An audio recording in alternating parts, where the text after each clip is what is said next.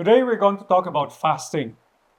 We're going to delve into the different types of fasting, the medical benefits of fasting, and what the Catholic Church talks about Catholic fasting and the benefits of fasting in our soul. This is Dr. Raúl Enad from Cadenza Medical Clinic, Ave Maria, Florida. Fasting is very common, but nowadays in social media, it's flooded with fasting, but the main goal is vanity. Fasting without transcendental meaning of what you're doing, in terms of elevating it to the height of God, is vanity. So if you're fasting, might as well put the transcendental meaning of fasting. Let's talk the different types of fasting. In traditional Catholic fasting, the Church encourages us to fast during Wednesdays and Fridays. Why is that?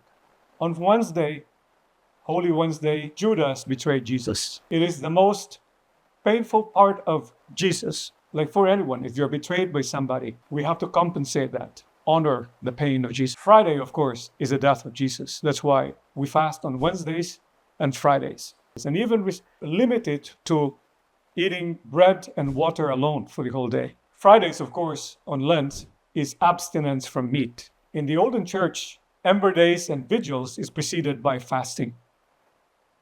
In biblical fasting, major decision-making of the prophets were preceded by fasting. Moses, in Exodus chapter 34:28, fasted for 40 days before receiving the 10 commandments. Jesus himself, in Matthew 4, verse 2, fasted for 40 days in the desert to prepare for his ministry. The apostles, in the Acts of the Apostles, chapter 13, verses 2 to 3, fasted before making important decisions.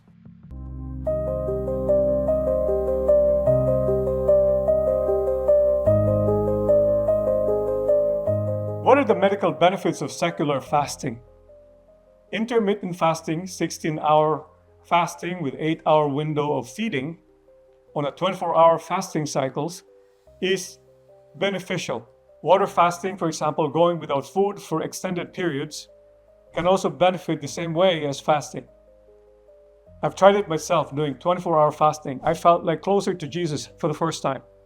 As I recall, when I was in Our Lady of Lipa in Batangas, Philippines, the visionary told us the Virgin Mary actually made a very simple teaching of the fasting. She said, delay on anything that you desire. For example, if you're thirsty, delay the water that you want to drink. Or if you want to eat something delicious, either one would be to delay eating it for a few minutes or decrease the amount. These are the types of fasting. And some other times also, you would also probably be avoiding this food just for the sake of making a will for the glory of God. In intermittent fasting, there's a 16-hour fasting and 8-hour feeding. For example, you eat during 8-hour window, example 12 p.m. to 8 p.m., and then fast for 16 hours, including sleep, by only water, black coffee, or unsweetened tea consumed during fasting period. In a 24-hour fasting, you go a whole day without food, but make sure you hydrate, because you don't want to damage your kidney with acute renal failure from dehydration. What are the benefits of fasting? It reduces caloric intake and boosts fat utilization. Fasting triggers your cells to clean up damaged parts, a process called autophagy. It's like cellular keeping. It is linked to reduce cancer, neurodegeneration, and aging-related diseases. It improves insulin sensitivity. Insulin is needed to drive the glucose into the cell, such that the glucose will not stay in the serum to cause inflammation. It is especially helpful for people with type 2 diabetes, polycystic ovarian syndrome, or PCOS, or metabolic syndrome. Fasting reduces inflammation. In short term, it lowers markers of inflammation such as CRP, interleukin 6, and tumor necrosis alpha. It helps also the conditions like autoimmune disease, chronic arthritis, and even long COVID, because long COVID is pretty much presenting with the lingering inflammation. The cardiovascular effects is very obvious. It lowers triglycerides and small LDL, which is the two bad cholesterol that goes inside the endovascular endothelium that produces the plaque, such that in a proper time, when they're stressed, it can leak out to the systemic circulation and cause atheroma or blood clots that triggers cardiovascular event like stroke and heart attack. It increases HDL or the good cholesterol, and it may reduce oxidative stress in the blood vessels. If you have negative emotions, anxiety, depression, anger, this can provoke oxidative stress. The brain benefits very much so with fasting. It boosts BDNF, or brain-derived neurotrophic factor. BDNF promotes, it's almost like growth of the brain, and it promotes neuroplasticity. Therefore, it improves learning and memory. It promotes growth hormone secretion, important for tissue repair and fat metabolism. It can reduce insulin growth factor 1, which is linked to aging and cancer risks when chronically elevated.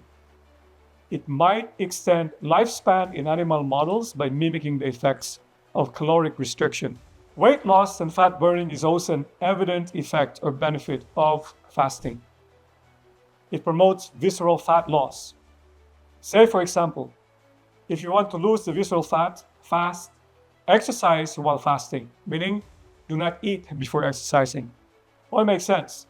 When you're fasting, you're looking for source of energy. And the best form of energy would be glucose. But if you're fasting, then it has to go to the reserve, the ketones or the fats. That's why when you're exercising, most likely the first effect would be decrease in the visceral fat. Your waistline decreases. The gut immune brain connection is also benefited from fasting. Fasting gives the gut a rest.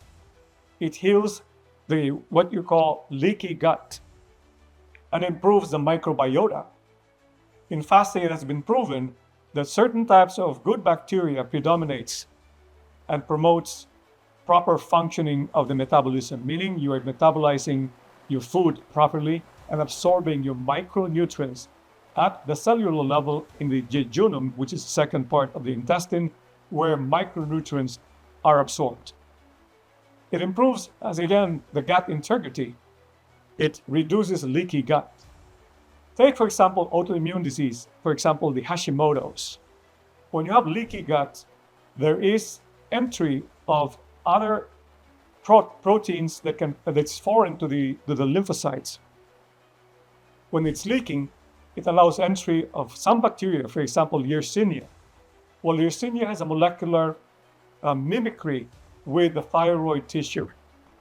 So when the Yersinia is acted upon by the lymphocytes, such as antibody to the Yersinia is produced, it mimics the DNA of the thyroglobulin, such that by homing, the antigen-antibody complex of Yersinia will settle in the thyroid and destroys the thyroid tissue, producing Hashimoto's disease and hypothyroidism.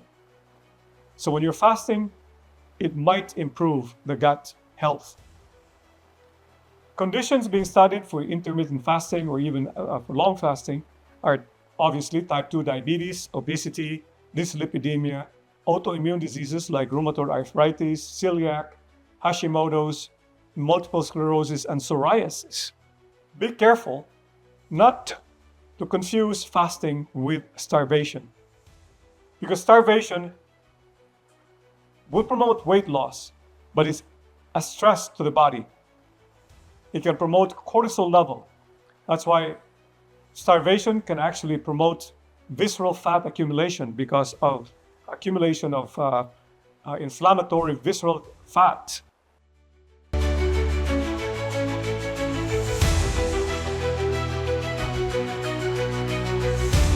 The Virgin Mary many times had encouraged us to fast. In Fatima in 1917, she said, pray very much and make sacrifices for sinners. She asked for penance and fasting to bring peace to the world. Jacinta, the youngest, was the one who was very much responsive to the call for fasting. So it's not harmful for kids as long as you hydrate. but you need to have supervision, of course, from your parents and a physician. Our Lady of Medjugorje in 1981 to present, Our Lady asked for fasting and prayer to stop wars and change the laws of nature. Nature, catastrophe. She recommends fasting on bread and water on Wednesdays and Fridays. Our Lady of Lourdes, 1858, Saint Bernadette was asked to do penance, which included fasting. Our Lady of Akita in 1973, a message called for prayer, penance, and sacrifices to avoid chastisements. So fasting isn't just our personal benefit. It has a power for the whole world, peace and destruction.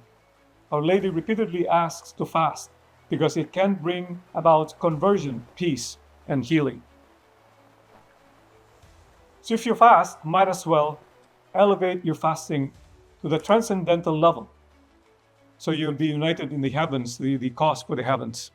So with my experience, when I was fasting for 24 hours, just with water, I felt like compelled to go back to God and ask, I'm uniting my little sacrifices to you. And that puts your fasting to the transcendental level instead of just trying to lose weight. So the benefits of fasting goes beyond weight loss. It goes beyond your body. There's a better goal for fasting, a transcendental meaning of fasting, and that is for your soul. This is Dr. Raúl Enad. If there's anybody who would probably benefit this video, share. Thank you very much.